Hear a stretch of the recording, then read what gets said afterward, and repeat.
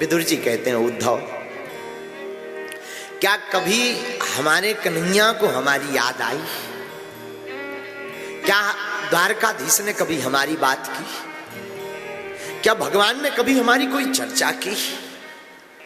या भगवान ने कभी हमारे बारे में कुछ कहा? उद्धव डबडबाई हुई आंखों से कहते हैं हाँ मिले। भगवान ने 11 स्कंद का उपदेश तुम्हारे लिए ही सुनाया। क्या कहा भगवान?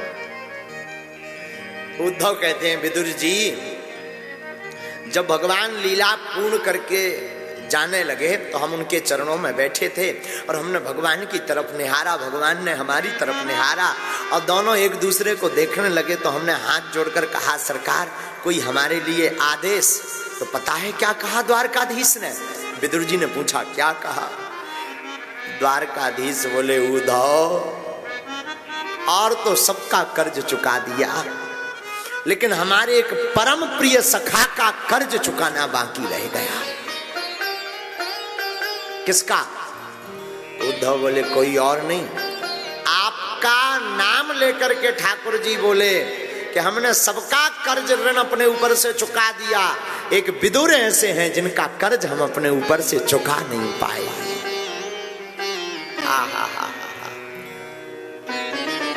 आंखें भर गई, नेत्र डबडबा गए, अश्रुधार बहने लगी विदुर जी की। महाराज हमारा कर्ज, हमने ऐसा कौन सा कर्ज रखा भगवान के ऊपर जो भगवान चुका नहीं पाए? ऐसा कौन सा बोझ रख दिया जो भगवान अपनी लीला पूर्ण करते समय जाते समय हमारी चर्चा कर रहे थे? ऐसा कौन सा बोझ है हमारे जीवन का जिसे भगवान अंतिम समय चर्चा करते रहे? ऐसी कौन सी वार्ता है? हमें बताओ ना, मन में हमारी बड़ी उत्सुकता, मन हमारा बड़ा खिन्न हो रहा। भगवान उद्धव कहते हैं विदुर, भगवान जब जा रहे थे तो भगवान कह रहे थे उद्धव सबने हमारे साथ कुछ ना कुछ किया तो हमने उसके साथ वैसा ही किया, पर एक विदुर हैं, विदुर ने जिस भाव से हमारा स्वागत किया, विदुर ने जिस भाव से हमें वो साग खवाई, उद्धव हम आज जाते जाते भी उस साग का स्वाद नहीं भूल पा रहे हैं। आहा, विदुर रो पड़े, विदुर की आंखों में आंसू आ गए कि भगवान इतने दयालु हैं, मुझ जैसे अभागे का इतना भगवान ध्यान रखते। कहां मैं जो अधिकारी नहीं? भगवान को तो न्योता दुर्योधन के घर का था, भगवान तो 56 भोग त्याग करके मेरे यहां पर सूखी बासी साग खाने आए। हमारे घर पर भोजन भी नहीं थे भगवान। उद्धव हमने ना कोई स्वागत किया, ना भगवान का कोई प्रसन्नता से स्वागत किया, ना साग ठीक से खवा पाए, ना प्रसाद खवा पाए। 56 भोग पाने वाले नंदन यशोदानंदन को सूखी साग खवा दी, और धन्य है यशोदानंदन, धन्य है जगतपति। उस साग का मूल्य की चर्चा भगवान जाते जाते कर रहे हैं। पता है विदुर ने क्या कहा? उद्धव ने क्या कहा? उद्धव कहते विदुर तुम अपने आप को अभागी कहते हो, तुम अपने आप को अनाधिकारी कहते हो, पागल हो क्या?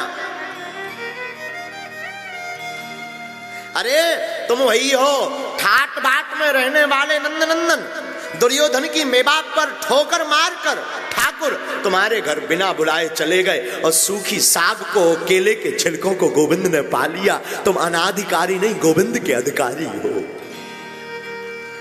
है? तुम अनाधिकारी हो। और तो और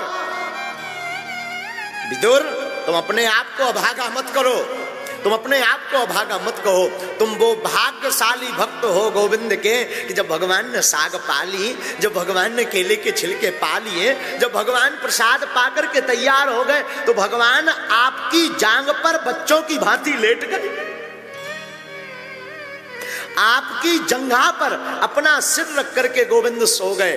और गोविंद सोए तो सोए, भगवान की जो मकराकृति वाला कुंडल था वो कुंडल आपकी जांघ में आज भी बना हुआ है, भगवान का चिन्ह बना हुआ है। तुम अपने आप को अभागा कहते हो? तुम तो वो भाग्यशाली हो जिनको भगवान ने अपने मकराकृति वाले कुंडल से चिन्हित कर दिया। आहा हा हा, विदुर रो पड़े।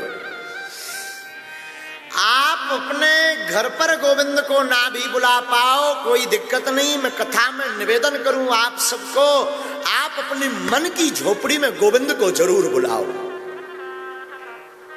हाँ, मन मंदिर को विदुर का घर बनाओ और अपने चित्त में गोविंद को जरूर चिपकाओ। साहब निवेदन करूं, जब वो विदुर के घर जा सकते हैं, दुर्योधन की मेवा त्याग कर, तो तुम्हारे हमारे घर भी आ सकते हैं। विदुर पर बड़ी कृपा। विदुर जी खूब रोए उद्धव के सामने। सबसे ऊंची प्रेम सगाई, सबसे ऊंची प्रेम की प्रीति है। भगवान आपकी व्यवस्था नहीं देखते, आपकी अवस्था नहीं देखते, हमारे ठाकुर जी तो आपका भाव देखते हैं। जिनका भाव प्रबल होता उनके घर गोविंद दौड़े चले आते हैं। हम नहीं कहते, भगवान खुद कहते, भाव का भूखा हूं मैं और भाव ही एक सार है। भाव से जो मुझको भजे सो भाव से मेरा पार। भाव बिन कुछ भी दे तो मैं कभी लेता नहीं। भाव पूरत टेरे ही करती मुझे लाचार।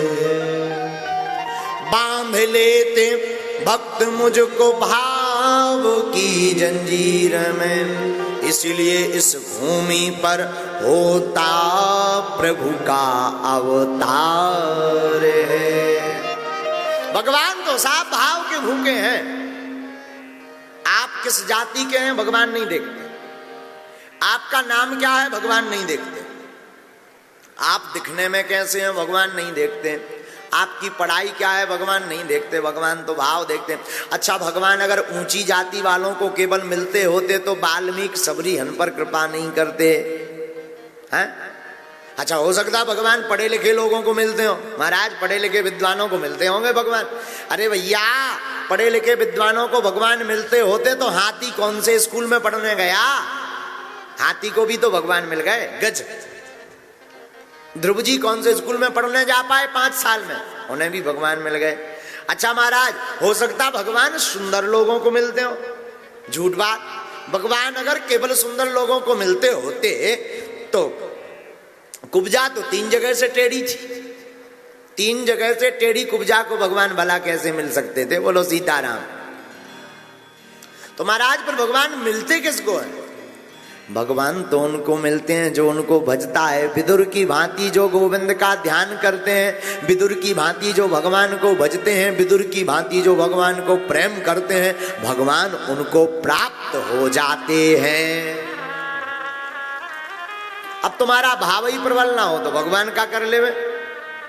भगवान तो पहले ही तैयार बैठे मिलने को, आपका भाव प्रबल होना चाहिए। महाराज भाव कहाँ मिलेगा? कौन सी दुकान पे मिलता है भाव? अरे भाई साहब, भाव दुकानों पे नहीं मिलता, भगवान का भाव तो हृदय में बनाना पड़ता है। महाराज वो हृदय में कैसे बनेगा? हृदय में बनाने के लिए शक्कर नमक जरूरत नहीं है मिलाने की, पीने की। फिर महाराज भगवान का भाव बनाने के लिए गोविंद की मीठी मीठी कथा को सुनो, कथा को सुनकर के चित्त चिपकने लगेगा, भाव जगने लगेगा, आंखें रोने लगेंगी, दिल पिघलने लगेगा, मन मिलने को तड़फड़ाने लगेगा, तो हमारे गोविंद दौड़े चले आएंगे। हाँ, ऐसे मिलेगा भगवान का भाव, ऐसे भगवान का भाव बनेगा।